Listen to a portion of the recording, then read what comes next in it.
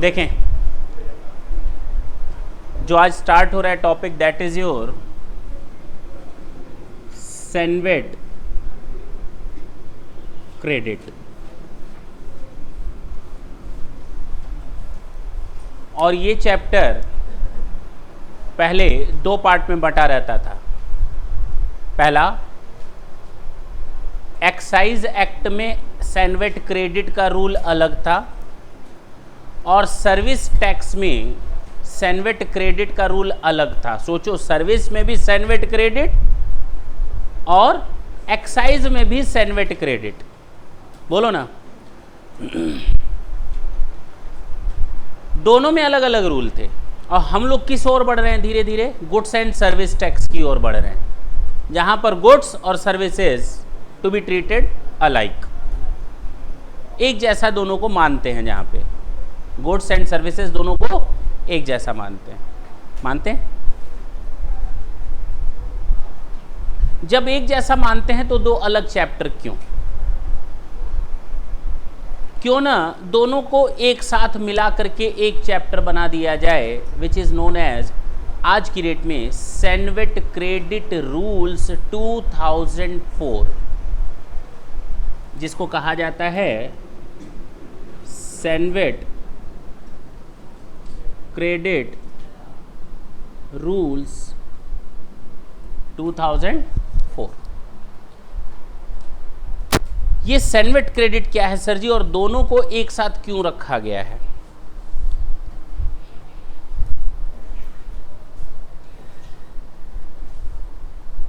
ये CENVAT credit क्या है और दोनों को एक साथ क्यों रखा गया है? सेल्स टैक्स इसमें कवर नहीं है, सेल्स टैक्स की क्रेडिट नहीं मिलती, वैट क्रेडिट अलग तुम लोगों ने देख लिया। जो हम लोग देखने जा रहे हैं that is your CENVAT credit. और सेनवेट का मतलब, जब मैंने फर्स्ट टाइम तुम लोग को एक्साइज पढ़ाया था तो मैंने कहा था एक्साइज ड्यूटी, लेकिन सेनवेट क्रेडिट रूल्स के लिए तुम लोग एक्साइज ड्यूटी और सर्विस टैक्स दोनों को एक जैसा मानोगे।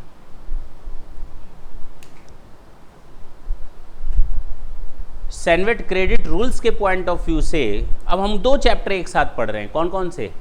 Excise as well as service tax. Excise और सर्विस टैक्स दोनों को एक साथ पढ़ रहे हैं। वैट में हम लोगों ने देखा, वैट पेमेंट किया उसकी क्रेडिट मिली, हाँ या ना?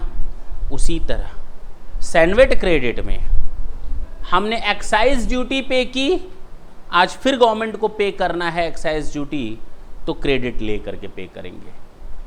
हमने कोई सर्विस टैक्स का पहले पेमेंट किया है, आगे अब हम और सर्विस टैक्स का पेमेंट करने जा रहे हैं। जिससे मैंने सर्विसेज ली उसको मैंने पैसा दिया, आज गवर्नमेंट, अब हम जिसको सर्विसेज दे रहे हैं वो बंदा, उससे हम सर्विस टैक्स चार्ज करके सरकार को पैसा देंगे नहीं।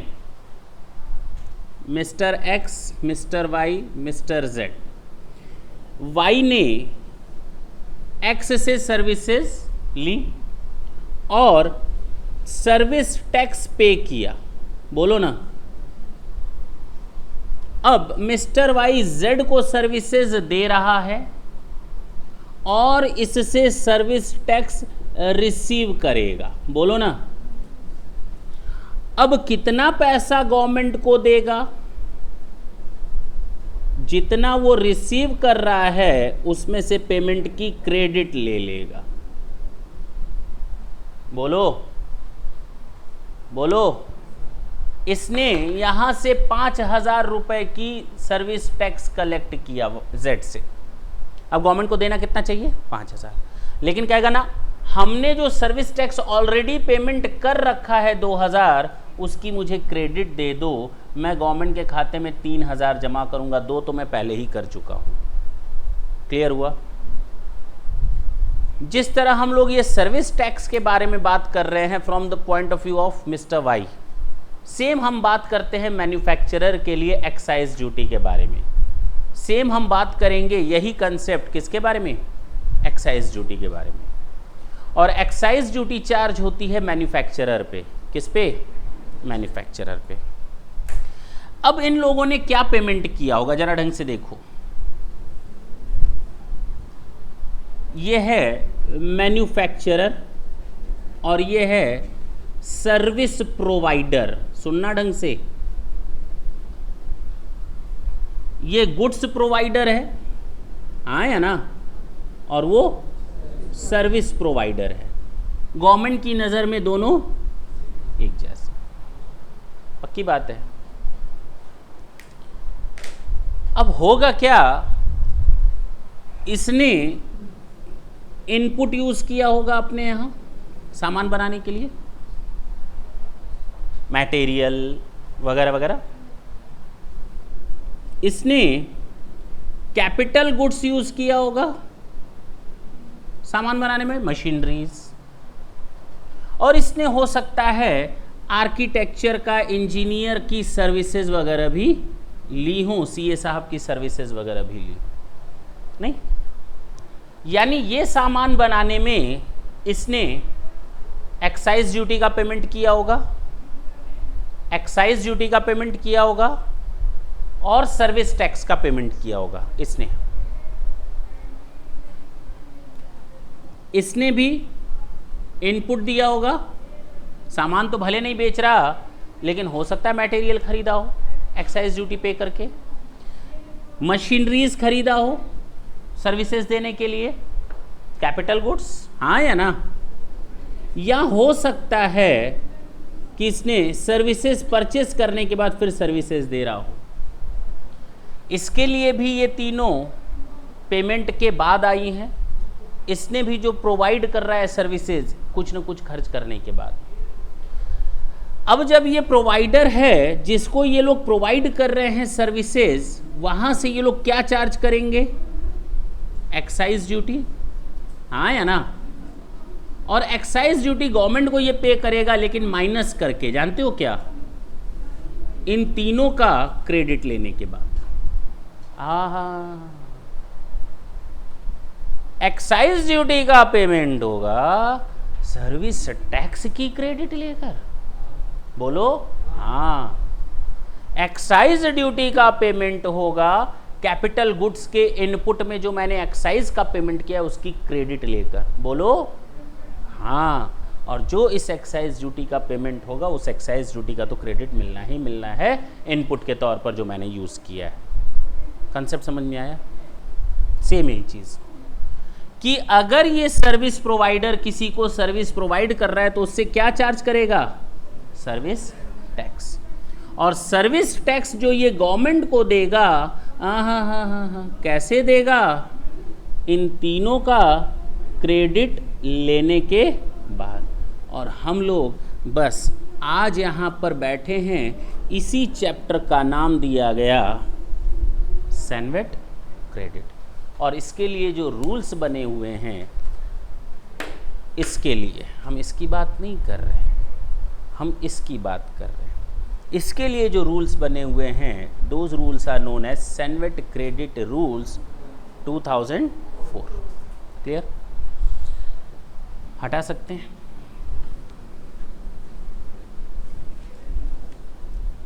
अब हमको कुछ चीज़ें समझ में आनी चाहिए, कुछ ऐसी चीज़ें जो अभी हम लोग के सामने वर्ड्स आए। कौन कौन से वर्ड्स आए? Capital goods. डेफिनेशन बता दीजिए सर, क्या सारे कैपिटल गुड्स आएंगे? ना, कैपिटल गुड्स की डेफिनेशन दी हुई है। इनपुट गुड्स, उसकी भी डेफिनेशन दी हुई है। इनपुट सर्विसेज, उसकी भी डेफिनेशन दी हुई है। एग्जेम्प्टेड गुड्स, इस सेंस में क्या माना जाएगा, एक हम लोग पहले देख चुके हैं, उसको भूल मत जाना, उस पॉइंट ऑफ व्यू से याद रखना, इस पॉइंट ऑफ व्यू से उसको भूल जाना। एग्जेम्प्टेड गुड्स किसको कहेंगे? एग्जेम्प्टेड सर्विसेज क्या बोला जाएगा? ये सब डेफिनेशंस हैं। पहले तो ये मेरे दिमाग में सेट हो जाए, तब हम पढ़ेंगे सैनवेट क्रेडिट रूल्स कि किस किस ड्यूटी की क्रेडिट मिल सकती है। जितना भी मैंने इनपुट टैक्स दिया है एक्साइज ड्यूटी का, सारी ड्यूटीज आएंगी। याद करो तो मैंने बताया था, अगर याद करो तो, नहीं भी याद है तो कोई दिक्कत नहीं है, डिफरेंट डिफरेंट टाइप्स की ड्यूटीज होती है। टाइप्स ऑफ ड्यूटीज में मैंने बताया था एक्साइज एक्ट के हिसाब से, जो एक्साइज टैरिफ एक्ट है फर्स्ट शेड्यूल के हिसाब से basic excise duty, special excise duty second schedule होता है जिसको अभी एग्जेम्प्ट कर दिया गया, खत्म हो चुका है, कार और पान मसाला याद होगा। और फिर तीसरा बताया था countervailing duty, textile and textile goods, sorry countervailing करें, textile and textile articles, goods of special importance बताया था, नेशनल कैलेमिटी कंटिजेंट ड्यूटी याद होगा एनसीसीडी, और एजुकेशन सेस और secondary and higher education cess. अरे ये सब तो बताया था हम लोगों ने टाइप्स ऑफ ड्यूटीज के बारे में। अरे नहीं बताया भूल जाओ, छोड़ देना, अभी आएगा वो भी। हमें क्या मतलब है, क्या इन सारी ड्यूटीज को हम पेमेंट किए होंगे और सारी ड्यूटीज का क्रेडिट मिलेगा क्या? ऐसे ना बोल देना, हाँ मत बोल देना, उसको देखना बाकी है।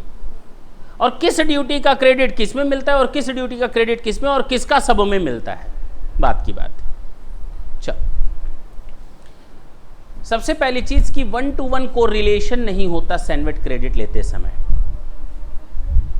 अब देखो ना, हमने कोई कैपिटल गुड्स यूज किया तुम लोग को पढ़ाने में, ठीक, कैपिटल गुड्स यूज करते हैं ना, एसी हुआ, फ्रिज हुआ, बिल्डिंग हुआ, कंप्यूटर्स हुए, ये सब कैपिटल गुड्स है ना।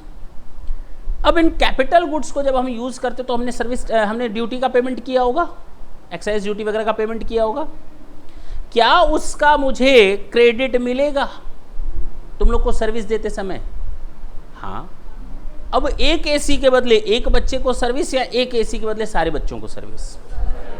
सारे बच्चों को। 1-to-1 कोरिलेशन कोई मायने नहीं रखता। इस पेन से मैंने तुमको भी बेनिफिट दिया, बाकी दूसरे बैचेस को भी बेनिफिट दिया, किस में बांटे, इस एक बच्चे में बांटे या सब में? 1-to-1 कोरिलेशन पॉसिबल ही नहीं है इस्टेब्लिश कर पाना। तो ये दिमाग से निकाल देना कि जो रॉ मटेरियल खरीदा उसी के आउटपुट के समय उस पर वो क्रेडिट यूज करो। रॉ मटेरियल खरीदा, ये खरीदा, वो खरीदा, ड्यूटी कलेक्ट करते जाओ, उसका गुल्लक बनाते जाओ। जैसे ही कोई इनपुट लिया गुल्लक बना दो, सैनवेट क्रेडिट पक गिर गया। जैसे ही मैंने कैपिटल गुड्स खरीदा गुल्लक में क्या डाल दो, सैनवेट क्रेडिट के अकाउंट से जो डाले हो गए अमाउंट, सैनवेट का अमाउंट इसमें ट्रांसफर कर दो। सर्विसेज जो ली इस गुल्लक में ट्रांसफर कर लो। अब ये तुम्हारे पास गुल्लक बनता जा रहा है। अब जब ड्यूटी पेमेंट करने की बात आएगी ना, इसमें से पैसा निकालो यूज करो, इसमें से पैसा निकालो यूज करो, इसमें से पैसा निकालो यूज करो, और जब यूज करते हैं उसी को हम कहते हैं सैनवेट क्रेडिट। बात समझ में आई? बोलो। अब इनके सारे रूल्स पढ़ने, और रूल्स बड़े मजेदार हैं। क्या है? मजेदार हैं।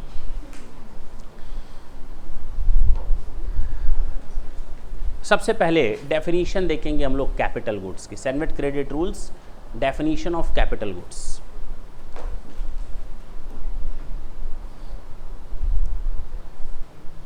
सुनना, हम कैपिटल गुड्स को डिफाइन कर दें कि ये कैपिटल गुड्स हैं, और इन कैपिटल गुड्स का हम ये यूज कर रहे हैं। कहीं भी यूज करो ना, पहले तो ये समझो कैपिटल गुड्स वो जो यहां यूज होंगे, वो कैपिटल गुड्स जो यहां यूज होंगे, उनके अमाउंट को आप एक अलग गुल्लक में ट्रांसफर कर दें सैनवेट क्रेडिट अकाउंट में। वो कैपिटल गुड्स, सारे कैपिटल गुड्स नहीं, वो कैपिटल गुड्स जो यहां यूज होंगे, हम उनकी बात कर रहे हैं, उन्हीं का अमाउंट उठा करके आप इस गुल्लक में ट्रांसफर करेंगे और बाद में इसका क्या करेंगे? यूज करेंगे। क्या करेंगे? किसमें?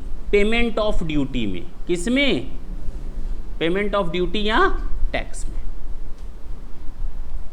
यानी अब एक चीज नहीं देखनी, 3 चीजें देखेंगे। पहला, कैपिटल गुड्स क्या है, उनका यूज कहाँ होना है, पहले तो अभी ये देख ले। डेफिनेशन दी हुई है कैपिटल गुड्स की रूल 2 में, रूल 2A, स्टार्टिंग ही वहीं से है। Rule 2A,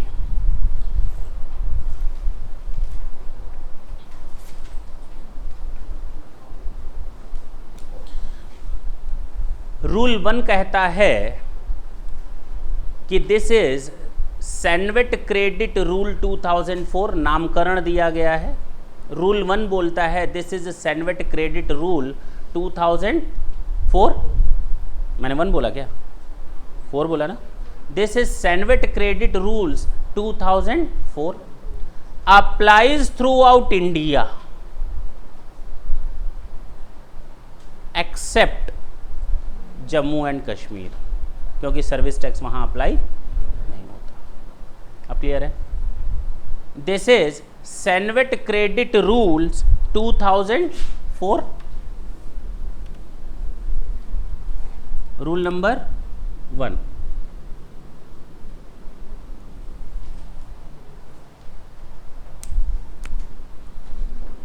this is CENVAT credit rules 2004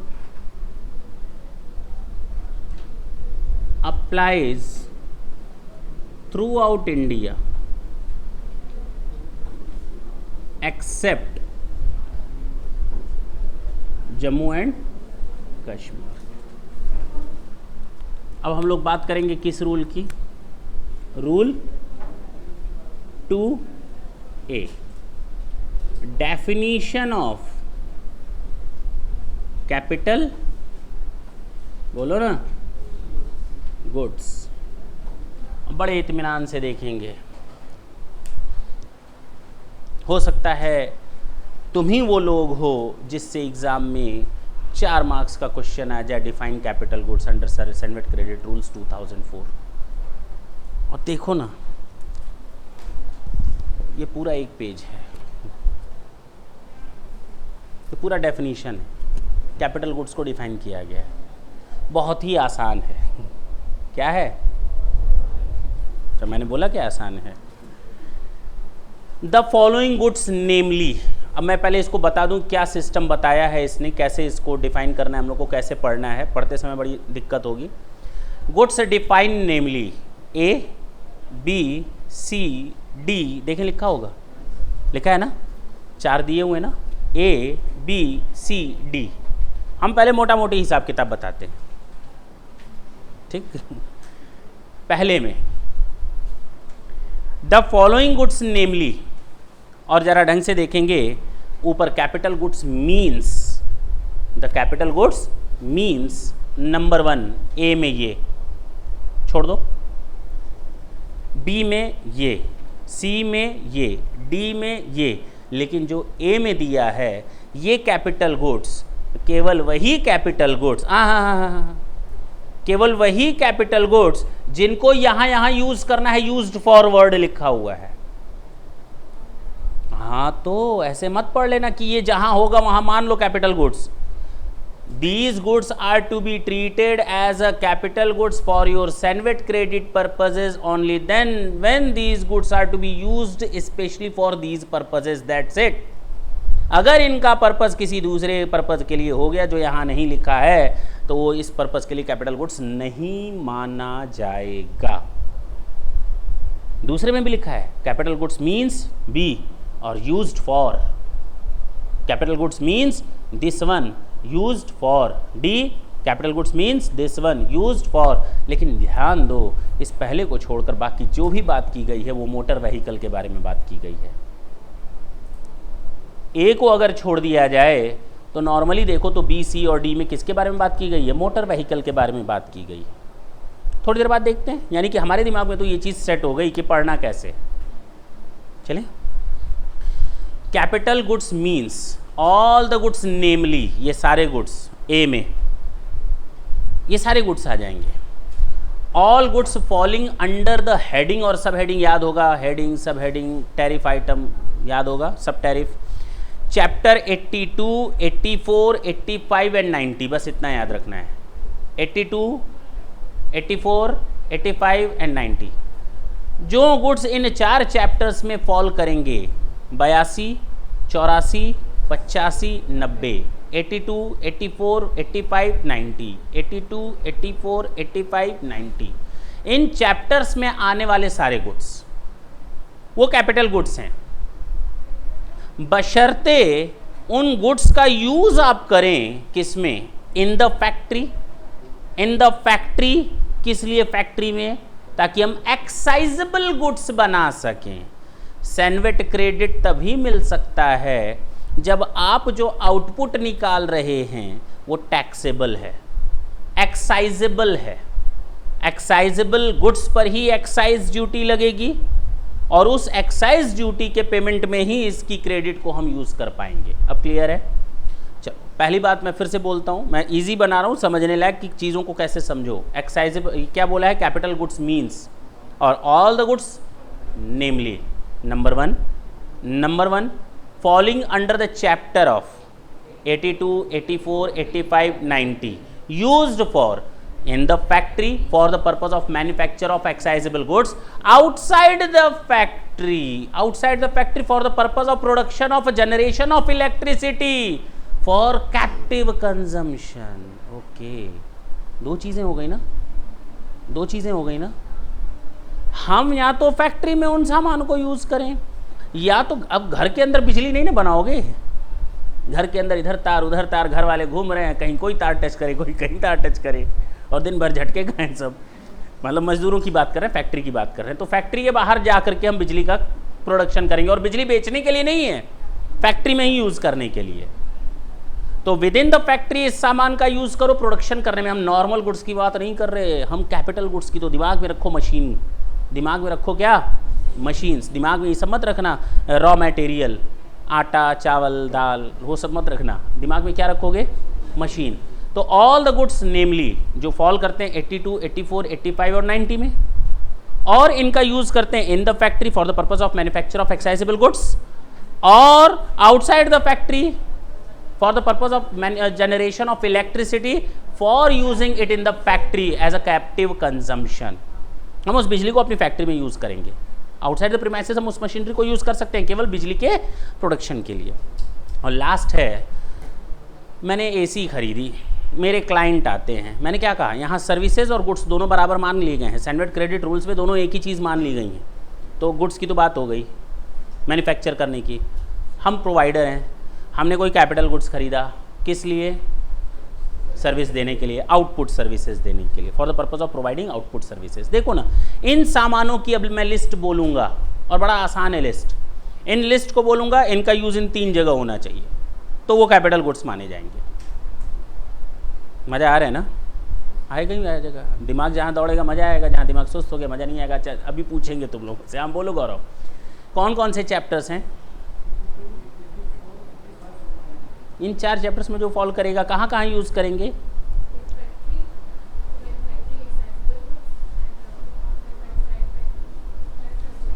in the factory, आगे लिख दो, एक्साइजेबल गुड्स को अंडरलाइन कर लेना।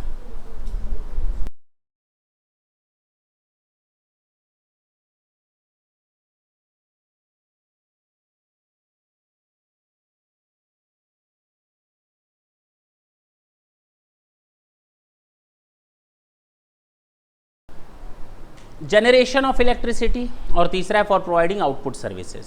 अब मैं इन लिस्ट को पढ़ूं।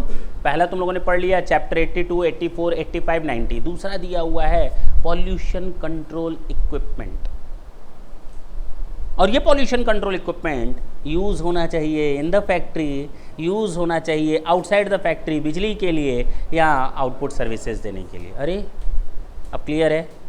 तीसरा बताया है, ऊपर जो 1 और 2 मैंने बोला ना, 82, 84, 85, 90, 82, 84, 85, 90 एंड पॉल्यूशन कंट्रोल इक्विपमेंट, उनसे रिलेटेड कोई भी कंपोनेंट हो, स्पेयर्स हो एंड एसेसरीज हो, वो भी इसमें शामिल हो जाएंगी। Individually they are not the capital goods, but yes these accessories are to be used for pollution control equipment और चैप्टर 82, 84, 85, 90 के पर्पज से जो कैपिटल गुड्स आएंगे वो। Moulds and dies, jigs and fixtures, dies वगैरह बनती है ना, डाइज जानते हो ना, ये कैसे बना होगा? ऐसे ही बन गया होगा, प्लास्टिक डालो ये बनकर आ गया बाहर, बिना डाई के आया ये शेप। और कितना देखो ना, आदमी की कलाकारी देखो, ऐसे डाले जैसे दोनों एक साथ निकला। अरे डाई का कमाल है ये है कि नहीं? उसने एयर बनाया, नीचे अंदर डाई बनी हुई है, ये प्लास्टिक डाली, एयर बनाया, अपने आप फुल करके निकल गया। कमाल की बात है नहीं? इसी तरह ये पेन की साइज कैसे आ गई, ये भी डाइस से ही बना होगा। जो भी चीज़ देख रहे हो सब डाइस से बने हैं, हर चीज़ का एक सेट है। Dies, moulds and dies, jigs and pictures, ये सब क्या है, कैपिटल गुड्स हैं। आगे देखो, refractories and refractory material, tubes and pipes and fitting thereof. अच्छा, यानी जो भी चीज़ लगेगी अब उससे सपोर्ट में, एसेसरीज के अलावा वो भी आ जाएंगे, tubes, pipes, refractory and refractory material, storage tank, storage tank, अब चाहे तेल का स्टोर करना हो चाहे वाटर को स्टोर करना हो। Motor vehicle other than those falling under छोड़ दो। अब मैं बोलूं, हम लोगों ने अभी तक पढ़ा capital goods means A all the goods namely number 1 falling under the chapter of 82, 84, 85, 90। दूसरा, पॉल्यूशन कंट्रोल इक्विपमेंट 1 और 2 के लिए जो एसेसरीज आएंगे, moulds, dies, jigs, factory, refractory material, storage tank, tubes, pipes और मोटर व्हीकल, दैट्स इट। और इन सब का यूज़ होता हो in the factory for manufacture of excisable goods यानी फाइनल प्रोडक्ट, और with outside the factory for the purpose of generation of electricity which is to be use for captive consumption, and third for providing output services. क्या दिक्कत है इसमें? है दिक्कत, है दिक्कत, दिक्कत है इसमें। Point number B, motor vehicle की बात आई। अब मोटर व्हीकल को ही लेकर आगे चलते हैं, जहाँ से ख़त्म किया था वहीं से शुरू करते हैं। मोटर व्हीकल पे ख़त्म और मोटर व्हीकल से ही शुरू, है ना। ये भी गाना याद आ गया होगा तुम लोग को, तेरे नाम से ख़त्म तेरे नाम पे शुरू, कुछ था ना ऐसा, अब पता नहीं। मोटर व्हीकल जहाँ से ख़त्म वहीं से शुरू। देखो सुयश हंस दिया, 2 दिन से रुआसा बैठा था, ये गाना सुनकर हंस दिया। क्या था इस गाने में? मोटर व्हीकल, फिर से मायूस हो गया। मोटर व्हीकल, देखो सुनो, मोटर व्हीकल डिजाइंड। अब मोटर व्हीकल की बात करते हैं। अब motor vehicle in the factory use करोगे, ऊपर जो बोला था motor vehicle in the factory use करो। हाँ, motor vehicle in the factory use होती है, 2 किलोमीटर लंबी फैक्ट्री है, क्या पैदल दौड़ दौड़ कर काम करोगे? लेकिन यहाँ पर जरा देखो, अब motor vehicle designed for transportation of goods, transportation of goods including their chassis registered, chassis के साथ, in the name of the service provider when used for output services, और transportation of input and capital goods use for providing an output services और providing an output services of courier agency. ये याद रखना, यहाँ पर transportation of goods है और नीचे सर्विस की बात कर रहा है। हमें तो बात नहीं समझ में आ रही। हमारे पास जो मोटर व्हीकल है उसका यूज़ क्या करोगे? पैसेंजर को बैठाने में, दिमाग से निकाल दो, गुड्स को लादने में, हाँ या ना। ट्रांसपोर्टेशन ऑफ गुड्स को एक जगह से दूसरी जगह ले जाना भी एक तरह से सर्विस देना है। सामान तुम्हारा, गाड़ी मेरी, सर्विस लो। तो मेरे पास जो गाड़ी है, बस है, उसमें सामान लाद कर ले जाओगे, वो तो पैसेंजर के लिए होती है, उसमें सामान नहीं आएगा। तो मोटर व्हीकल ऐसी जिसको बनाया गया हो किसके लिए? ट्रांसपोर्टेशन ऑफ गुड्स के लिए, और हम गुड्स को इधर से उधर करने की सर्विसेज दे रहे हैं। फिर से सुनो, इन the name of the service provider, मैं सर्विस देने वाला, मेरी बात हो रही है। मेरे पास एक गाड़ी है, तुम्हारे पास सामान है। तुम्हारे पास क्या है? तुम्हारे पास सामान है। कभी मत बोल देना माँ है, तो तुम्हारे पास क्या है? सामान है। तुमने वो सामान हमको दिया, ये सामान यहाँ से ले जाकर इस जगह तक रखाओ। मैंने तुम्हें सर्विसेज दी। अब मैं कौन सी सर्विसेज दे रहा हूँ उसकी बात है। गाड़ी मेरे नाम से है, in the name of the service provider, in the name of the service provider, I am the owner of that transport of goods vehicle. चलो, providing an output service of renting of such motor vehicle. अरे किराया लूंगा ना, underline कर लो, rent. अरे किराया लूंगा, rent आएगा मेरे पास। क्या आएगा? Transportation of input and capital goods use for providing an output service. ऊपर भी लिखा है आउटपुट सर्विस, वहां पर मेरा पर्पस है केवल रेंट लेना, और नीचे क्या है? Transportation of input and capital goods use for providing an output service, यहां पर भी वही मतलब है। और तीसरा है providing an output service of courier agency. Courier agency की तरह यूज़ करना। गुड्स है सामान, डॉक्यूमेंट्स, एक जगह से दूसरी जगह ले जाना। दूसरे और पहले में क्या फ़र्क है, कौन हमको बताएगा?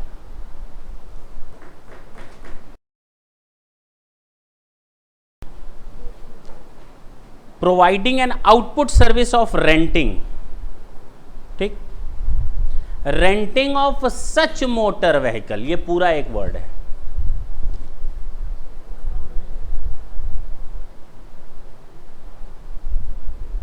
बोलो। दूसरा, transportation of input and capital use goods use for providing an output service, providing an output service. तुम आए मेरे पास, तुमने कहा गाड़ी किराए पर देते हो, मैंने कहा देते हैं, ले जाओ, बात खत्म। दूसरा, तुम सामान मेरे पास ले आए, तुमने कहा ये सामान वहां तक पहुंचा दो, बात खत्म। दोनों में फर्क समझ में आया? Renting of such motor vehicle, इसको अंडरलाइन कर लो, renting of such motor vehicle, गाड़ी को किराए पर दे देना या सामान की जिम्मेदारी ले करके उसको चलाना और अपना पैसा लेना, दोनों होता है। और यहां कोरियर एजेंसी में यूज करना, providing an output service of courier agency, goods को ले जाओ या कोरियर का सामान ले जाओ, बात तो वही बड़ी। अब हमारे पास दो चीज़ें आई अब तक। पहला आया capital goods means the following, namely A में पहला बताया capital goods falling under the chapter of 82, 84, 85, 90 pollution control equipments, दोनों की accessories, jigs and pictures, moulds and dies, refractory and refractory material, storage tank and tubes and pipes, और last था उस पर motor vehicle. और वो मोटर व्हीकल क्या थी? इन सबका यूज करो किसमें? इन the factory for the purpose of manufacture of final product या एक्साइजेबल गुड्स, या दूसरा आउटसाइड द फैक्ट्री बिजली के जनरेशन में, कैप्टिव कंजम्पशन, और तीसरा आउटपुट सर्विसेज देने में। अब क्लियर है? दूसरा मैंने बताया मोटर व्हीकल तुमने खरीदी, मोटर व्हीकल मेरे नाम से, आई am the owner, registered with the name of the owner, मेरे नाम से रजिस्टर्ड है, और उस मोटर व्हीकल को मैं चलाता हूँ ट्रांसपोर्टेशन ऑफ गुड्स के लिए। यहाँ तो मैं किराए पर दे दूँ गाड़ी को, यहाँ तो सामने वाले का गुड्स लेकर के, कैपिटल गुड्स या रॉ मटेरियल जो भी हो, उसको एक जगह से दूसरी जगह शिफ्ट करवाऊँ, और तीसरा या तो कोरियर एजेंसी की तरह यूज़ करूँ। अब क्लियर हुआ? C, motor vehicle design to carry passenger, underline कर लो, ऊपर कर लो ट्रांसपोर्टेशन ऑफ गुड्स, और तीसरा लिख दो ट्रांसपोर्टेशन ऑफ पैसेंजर। पहला था इसके ऊपर वाला ट्रांसपोर्टेशन ऑफ गुड्स, और तीसरा है transportation of passenger. Motor vehicle design to carry passenger including their chassis registered in the name of the provider of service. यहां पर देखो ना, यहां पर हमने पॉइंट नंबर बी और पॉइंट नंबर सी में आउटपुट सर्विस देने वाले को यूज किया है। ए में क्या था? मैन्युफैक्चरर को फोकस किया गया था, भले ही तीसरा वहां आउटपुट सर्विस देने वाला था, लेकिन वहां फोकस क्या था? मैन्युफैक्चरर। बी और सी में फोकस क्या है? Service provider. क्लियर है? Motor vehicle design to carry passenger including their chassis registered in the name of the provider of service when used for providing output service of transportation of passenger, renting of such vehicle and imparting motor driving skill. आपको गाड़ी चलाना सीखना है, हाँ ठीक है, पक्की बात है। कोई दिक्कत है तो बोलो, हम गाड़ी चलाना सिखाएंगे, हम वो स्किल भी देते हैं, ठीक है। अब ये मत बोल देना शाम को, सर ये लीजिए 500 रुपये सिखा दीजिए। हम वो स्किल भी देते हैं, हम आउटपुट सर्विसेज दे रहे हैं। हमने ट्रांसपोर्टेशन ऑफ पैसेंजर के लिए एक ट्रक खरीदी, हाँ ट्रक खरीदी, बस खरीदेंगे, ठीक, या मोटर व्हीकल खरीदेंगे जो डिज़ाइन टू कैरी पैसेंजर होगा, उसको लिया, और उसको या तो मैं रेंट पर दे देता हूँ, सफारी गाड़ी खरीदी उसको रेंट पर दे दिया, क्वालिस खरीदी उसको रेंट पर दे दिया। दूसरा, यहाँ पैसेंजर को इधर से उधर घुमाते हैं, या तीसरा ड्राइविंग स्किल सिखाते हैं। Last, component spares and accessories of motor vehicle which are capital goods for the accessories. Components, spares and accessories of motor vehicle, of motor vehicle, ये तीन शब्द है, उनको अंडरलाइन कर लो। ऑफ मोटर व्हीकल, यानी ये कंपोनेंट्स किसके होने चाहिए? मोटर व्हीकल के। ये स्पेयर पार्ट्स किसके होने चाहिए? मोटर व्हीकल के। ये एसेसरीज किसकी होनी चाहिए? मोटर व्हीकल के। वो मोटर व्हीकल जो पॉइंट नंबर ए, बी, सी और डी में बोली गई। क्लियर है? हाँ या ना? पक्की बात है। अब एक बार देखो तो पूरा कैपिटल गुड्स की डेफिनेशन जबान पे आ गई होगी। हमें नहीं लगता कोई दिक्कत आएगी, हमें नहीं लगता कोई दिक्कत आएगी, बहुत आसान है।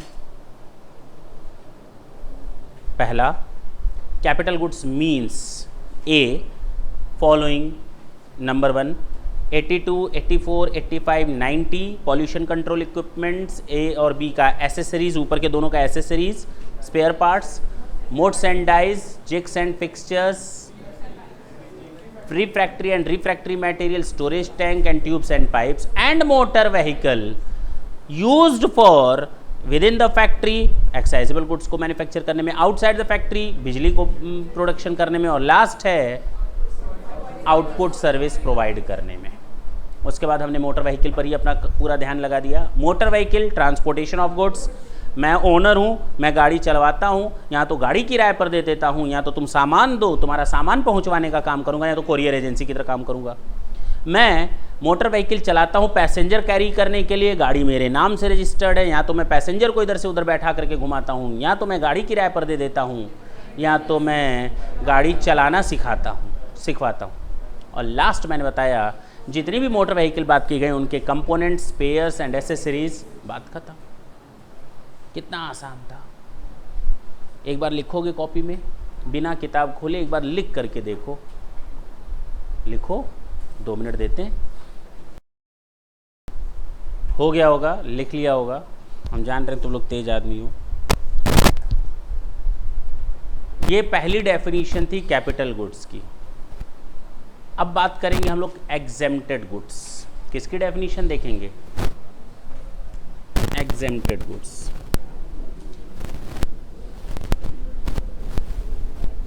क्या है? Rule number 2D, rule 2D। याद मत रखना 2A 2D कोई मतलब नहीं है ज़्यादा तुम लोगों से। रूल 2D बताता है डेफिनेशन ऑफ एग्जेम्प्टेड गुड्स। वो एग्जेम्प्टेड गुड्स, अरे वो एग्जेम्प्टेड गुड्स जिन पर कोई रेट ऑफ ड्यूटी नहीं है, निल रेट ऑफ ड्यूटी है, या 100% ड्यूटी माफ है, या तो 100% ड्यूटी नहीं है, ड्यूटी है लेकिन 100% माफ है। एग्जेम्प्टेड की बात मैंने बोली है, निगेटिव नहीं बोला कुछ। मैंने क्या बोला? हम गुड्स की बात कर रहे हैं, सर्विसेज की बात भी नहीं कर रहे हैं। सर्विसेज निगेटिव होती हैं। गुड्स क्या होते हैं? या तो एग्जेम्प्टेड या तो टैक्सेबल। टैक्सेबल तो हैं लेकिन माफ़ कर दी गई है ड्यूटी, वो इसमें उसको हम कहेंगे एग्जेम्प्टेड गुड्स। जिस पर 100% ड्यूटी माफ़ है, एग्जेम्प्ट की हुई है, यानी 100% एग्जेम्पशन हो या निल रेट हो। निल रेट का भी मतलब रेट है लेकिन जीरो है, उसको भी हम एग्जेम्प्टेड गुड्स बोलते हैं। तो एग्जेम्प्टेड गुड्स 2 हो गए, एक तो 100% माफ़ हो गई taxable duty under the notification, और दूसरा निल रेट ऑफ ड्यूटी, प्लस तीसरा, सुनो, 3 चीज़ें शामिल होंगी।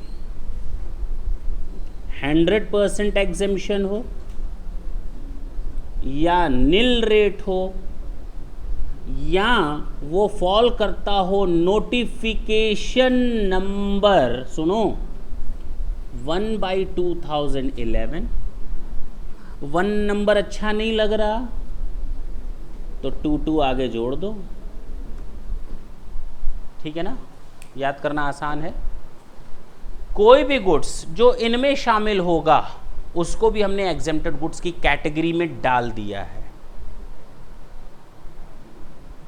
पढ़ता हूं, मेरी बात ढंग से समझना। मैंने एग्जेम्प्टेड गुड्स की कैटेगरी में डाल दिया है। इस पर टैक्स रेट होता है 2% और इस पर होता है 1%। थोड़ा और डिटेल में लिख दें, नोटिफिकेशन नंबर 1 और ये है नोटिफिकेशन नंबर 12/2012। लिखा है साफ साफ नीचे 2% दिया जाता है। यहां पर एक्साइज ड्यूटी का रेट क्या रहता है, और यहां पर, और ये अप्लाइज होता है कोल एंड फर्टिलाइजर के केस में।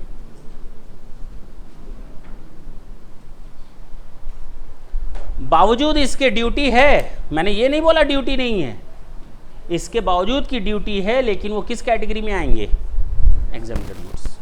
ये किस कैटेगरी में आएंगे, exempted goods.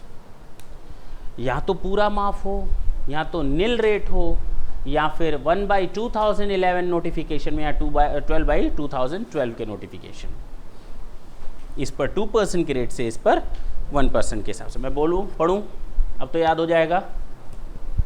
Exempted goods means excisable goods, underline कर लो, एक्साइजेबल गुड्स। एक्साइजेबल गुड्स ही तो एग्जेम्प्ट होते हैं, ऐसे गुड्स जिस पर रेट ऑफ ड्यूटी होती है। अब रेट ऑफ ड्यूटी है लेकिन पूरी माफ है, यहाँ रेट ऑफ ड्यूटी है वो नील रेट है, तो क्या माना जाएगा। Exempted goods means excisable goods which are exempt from the whole of the duty of excise leviable thereon, and includes goods which are chargeable to nil rate of duty and goods in respect of which the benefit of an exemption under notification 1/2011 and 12/2011 are issued. That's it. और लिखा है excise duty 2% is to be charged in this case and 1% is to be charged over here in this case. Even though the rates of duties are here, there we are going to charge the rate of duty, but these are fall under the category of exempted goods only for the purpose of Senvet Credit Rules 2004. अब clear है, बड़ा लोचा है ना। हम यहाँ किसकी बात कर रहे हैं, सेनवेट क्रेडिट रूल्स 2004 की बात कर रहे हैं।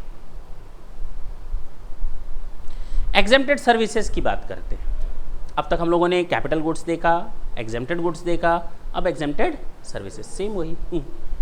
सेम वही रिद्धि वो बंद कर देना, ठंड लग रही है ना।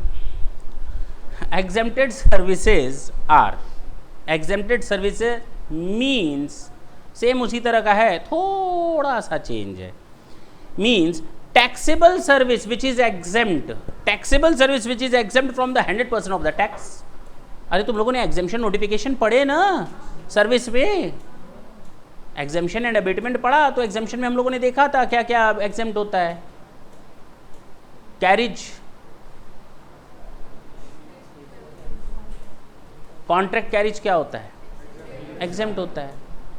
Ropeway, aerial car, cable car exempt होता है, हाँ या ना।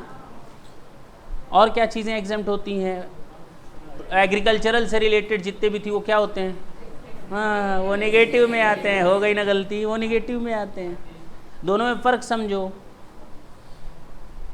अगर हम ट्रांसपोर्टेशन कर रहे हैं, विक्टिम्स जो डिज़ास्टर से आते हैं उनके लिए वो माफ़ होता है, मेडिसिन्स के लिए वो माफ़ होता है, ये सब बताया था। सब ब्रोकर की सर्विसेज वगैरह याद होंगी तुम लोग को। चलो ये एग्जेम्प्टेड सर्विसेज की बात कर रहे हैं। Taxable services which is exempt from the whole of the service tax, whole को होल कर दो, मतलब अंडरलाइन कर दो, सर्विस वो कर लो, सर्किल बना लो। दूसरा, service on which no service tax is leviable under section 66B of the finance act 1994। Section 66B क्या था याद करो, तो ये चार्जिंग सेक्शन था। सेक्शन 66B चार्जिंग सेक्शन था कि सर्विसेज जो प्रोवाइडेड है या एग्रीड टू बी प्रोवाइडेड है, और एक पर्सन किसी दूसरे पर्सन को कंसिडरेशन के अगेंस्ट देता है, that is very much chargeable to tax other than those which are covered under the negative list. यही तो बोला था, याद आया होगा सेक्शन 66B में मैंने यही बताया था।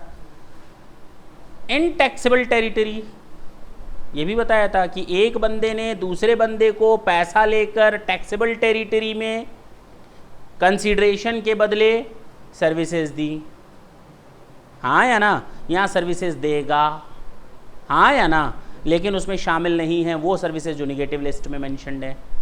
तो यहाँ पर किसको हटाया गया है, निगेटिव लिस्ट को। एग्जेम्प्टेड सर्विसेज में बोला गया है, एग्जेम्प्टेड सर्विसेज में बोला गया है निगेटिव लिस्ट।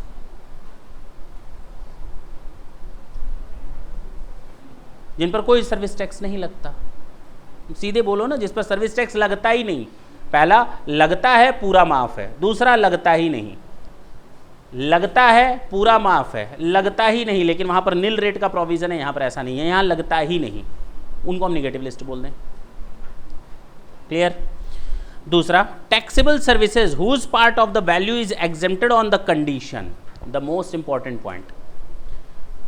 कोई भी ऐसी service taxable whose part of the value is exempted on the condition, जिसको माफ किया गया है इस शर्त पर, जिसको माफ किया गया है, ऐसी सर्विस जिसको माफ किया गया है इस शर्त पर, अगर ये शर्त पूरी हो जाती है तो वो भी किस कैटेगरी में आ जाएगी? एग्जेम्प्टेड सर्विसेज के दायरे में।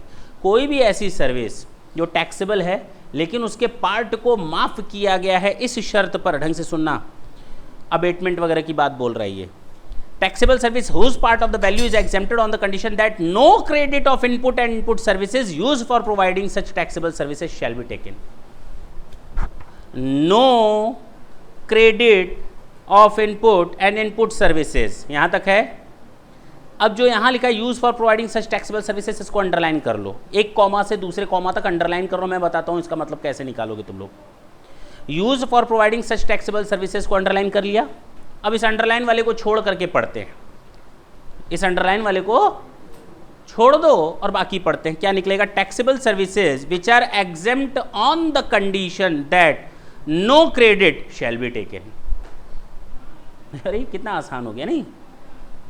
अगर उसका part of the value exempt किया गया है इस शर्त पर कि भाई बाकी का भी वैल्यू आप क्रेडिट आगे नहीं लोगे, क्योंकि इसी बेसिस पर हम आपको माफ कर रहे हैं।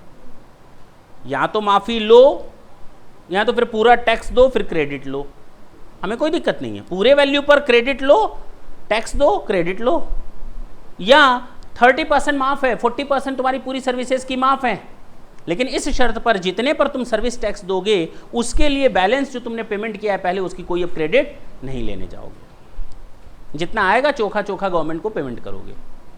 क्लियर है? नहीं समझ में आई बात? क्या नहीं समझ में आया बता दें। तुम यहाँ पर आए, तुमने कहा सर हम 25,000 फीस नहीं दे पाएंगे, हम 20,000 रुपये देंगे, और मैं कुछ बच्चों को बोलता हूँ जो सीपीटी पास किया होगा उसको हम 20% का अबेटमेंट देंगे, आगे चलकर छूट दे देंगे, फीस नहीं लेंगे। हाँ या ना? चलो, तुमने सीपीटी में दिया 10,000, 10,000 का 20% आईपीसीसी में माफ़ है 2,000, आईपीसीसी में तुम आए 25,000 दोगे, कितना अब देना है? 23,000। हाँ या ना? तुमने कहा हमको छूट चाहिए अलग से, मैंने कहा ठीक है 5,000 ले लो। अब 5 के बाद 2 और लोगे क्या? नहीं और लोगे 2?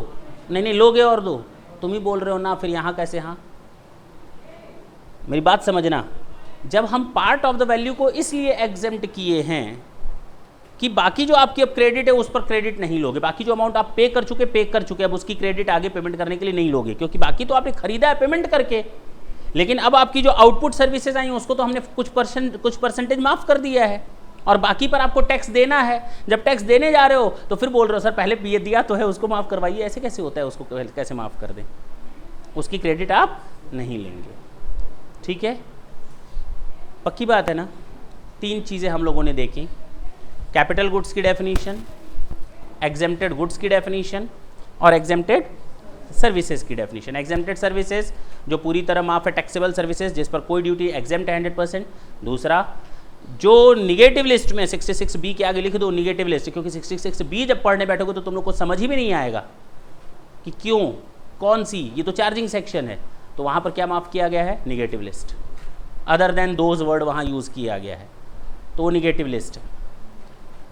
और तीसरा कि कुछ पोर्शन इसलिए माफ़ है किसी टैक्सेबल सर्विस का कि आप आगे क्रेडिट नहीं लेंगे, तो अब आगे आप क्रेडिट नहीं लेंगे तो एग्जेम्प्टेड सर्विसेज हो गई ना। फाइनल प्रोडक्ट, अब तक हम इनपुट की बात कर रहे थे, अब जरा फाइनल प्रोडक्ट की बात कर लेते हैं। ये सब डेफिनेशन है केवल प्योर और इजी है बहुत, है ना। फाइनल प्रोडक्ट की डेफिनेशन देखते हैं। Final product means excisable goods manufactured और प्रोड्यूस फ्रॉम इनपुट और यूजिंग इनपुट सर्विसेज। हमने क्या बोला था? हम एक सामान बना रहे हैं, सुनो, गुड्स बना रहे हैं, एक्साइजेबल गुड्स, उसमें हमने इनपुट दिया है मटेरियल का, उसमें हमने इनपुट दिया है कैपिटल गुड्स का, उसमें हमने इनपुट दिया है सर्विसेज का। देखो इससे बात क्लियर हो गई। फाइनल प्रोडक्ट, फाइनल प्रोडक्ट वो एक्साइजेबल गुड्स जो मैन्युफैक्चर हुआ है इनपुट से, मैन्युफैक्चर हुआ है कैपिटल गुड्स से, और मैन्युफैक्चर हुआ है इनपुट सर्विसेज से। Excisable goods are defined in section 2D of the excise act, goods which are specific in the tariff as being subject to a duty of excise. और वहाँ पर हम लोगों ने आगे पढ़ा था एंड इंक्लूड्स सॉल्ट लिखा हुआ था, याद आया होगा, उस समय ऐसा कुछ पढ़ा था, याद आया होगा। जिसने नहीं पढ़ा वो छोड़ दे, लेकिन हाँ, एंड इंक्लूड सॉल्ट पूरी डेफिनेशन को कवर करता है। Excisable goods means goods which are specified under the schedules of CETA 1985।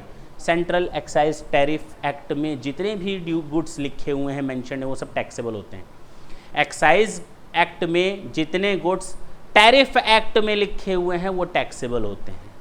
Excise act में एक्साइज ड्यूटी उन्हीं गुड्स पर लगती है, एक्साइज एक्ट में एक्साइज ड्यूटी उन्हीं गुड्स पर लगती है जो टैरिफ एक्ट में मेंशन्ड है। हार्मोनाइज्ड सिस्टम ऑफ नॉमेनक्लेचर वगैरह सब बताया था, HSN का सिस्टम सब याद होगा। फिलहाल नहीं याद है तो कोई दिक्कत नहीं, बस यहाँ पर फाइनल प्रोडक्ट का मतलब ये समझो कि फाइनल प्रोडक्ट किन किन चीज़ों को यूज़ करके हो रहा है। Input goods, input capital goods and input services का यूज़ करते हुए हम कोई एक्साइजेबल आउटपुट बना रहे हैं। तो final product means excisable goods manufactured और प्रोड्यूस फ्रॉम इनपुट और using input services. Excisable goods are defined, छोड़ दो, therefore the term is wide enough, छोड़ दो। फर्स्ट स्टेज डीलर, अब तक हम लोगों ने कितनी डेफिनेशंस देख ली? पहला कैपिटल गुड्स, दूसरा एग्जेम्प्टेड गुड्स, तीसरा एग्जेम्प्टेड सर्विसेज, चौथा फाइनल गुड्स। फाइनल प्रोडक्ट अब किसकी बात करेंगे हम लोग? First stage dealer. देखें फर्स्ट स्टेज डीलर, ये वो बंदा है जिसने या तो सर्विसेज ली हैं या तो गुड्स खरीदे हैं इनपुट की तरह, चाहे इनपुट गुड्स चाहे capital goods. Under the invoice issued, एक पर्टिकुलर इनवॉइस के तहत मैं सर्विस टैक्स प्रोवाइडर हूं, मैं जो तुमसे सर्विस टैक्स वसूलूंगा उसी की तो क्रेडिट तुम आगे ले पाओगे।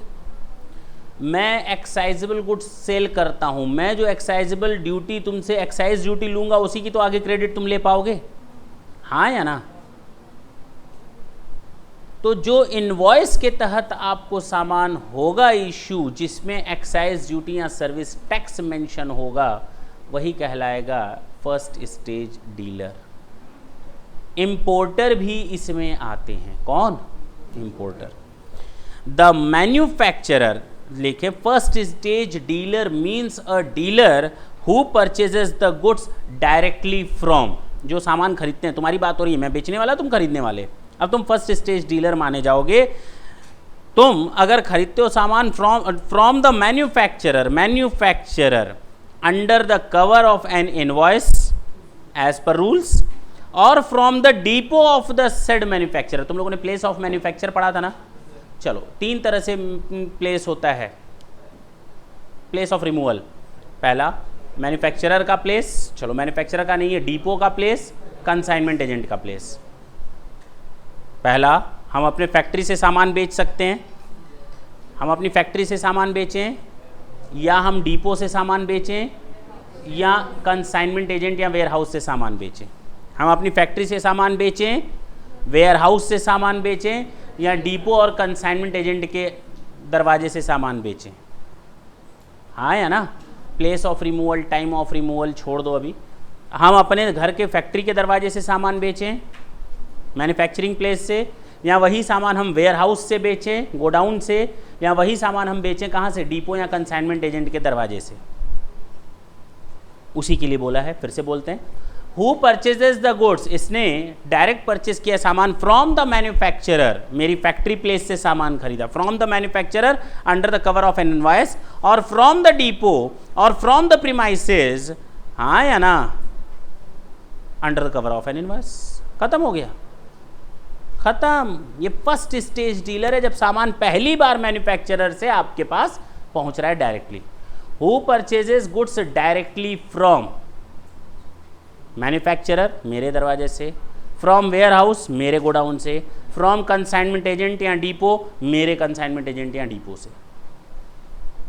तो आप कहलाओगे फर्स्ट स्टेज डीलर। और लेकिन ये सामान जो खरीदा है वो under the cover of an invoice of rules हो, ठीक है ना, सेंट्रल एक्साइज रूल्स 2002। फिलहाल इसमें आता है इंपोर्टर, एन इंपोर्टर और from the depot of an importer और from the premises of the consignment agent of the importer under the cover of invoice. या तो आप मैन्युफैक्चरर से सामान खरीद रहे हो, या तो आप इंपोर्टर से सामान खरीद रहे हो, उसके इंपोर्टर के प्लेस से, या उसके वेयरहाउस से, या उसके कंसाइनमेंट एजेंट या डिपो से, और उसकी इनवॉइस आई हो under the cover of an invoice. That's it. ये आपका डेफिनेशन है फर्स्ट स्टेज डीलर का। मैं इनपुट के बारे में थोड़ा आज बताऊंगा ताकि एक्सक्लूजन और इंक्लूजन अगली बार पढ़े, नेक्स्ट क्लास में पढ़ें। यहाँ तक कोई दिक्कत? अब तक हम लोगों ने कितनी डेफिनेशन देखी? 5 की 6। पहला capital goods, exempted goods, exempted services, final goods, final products, first stage dealer. और अब हम लोग देखने जा रहे हैं इनपुट। और इनपुट में हम लोग एक्सक्लूजन और इंक्लूजन आज नहीं देखेंगे, हल्का सा केवल हिंट देंगे। Input means all goods used in the factory, all goods used in the factory by the manufacturer of the final product। इस सामान को बनाने के लिए जितने तरह के मटेरियल हम खरीदेंगे वो सारे इनपुट कहलाएंगे। ये एक्साइजेबल गुड्स है, इसको जब हम बेचेंगे तो एक्साइज ड्यूटी लगेगी। इसको बनाने के लिए जितने जितने मैंने मटेरियल जहाँ जहाँ से खरीदे हैं वो सारे इनपुट कहलाएंगे। Input means all goods used in the factory for the purpose of manufacture of this final product or any goods including accessories cleared along with the final product। जब आप मशीन खरीदने जाते हैं, जब आप मोटरसाइकिल खरीदने जाते हैं तो कुछ एसेसरीज भी तो मिलती हैं साथ में, नहीं मिलती? चल, all goods including accessories cleared along with the final product, the value of which is included in the value of the final product and goods used for providing free warranty for the final product। वो final product motorcycle निकल रही है, उसके साथ हमने accessories भी supply की, which are to be issued, which are to be released, which are to be sold along with the final product as part thereof, and the value of which is included in the invoice. Any goods including accessories cleared along with the final product, the value of which is already included in the value of the final product. ऐसे थोड़ी आप गाड़ी लेने जाओगे motorcycle, motorcycle कितने की कहेगा, motorcycle इतने की, टायर इतने का, मोटरसाइकिल इतने की, उसका हैंडल ग्रिप इतने का, मोटरसाइकिल इतने की, सीट कवर इतने की, नहीं, अलग अलग नहीं बोलेगा। लेग कवर इतने का, लेग गार्ड इतने का, ब्रेक शू इतने का, नहीं, कुछ नहीं बोलेगा, सबका रेट एक साथ, और उसको फाइनल प्रोडक्ट के साथ जोड़ करके बताएगा।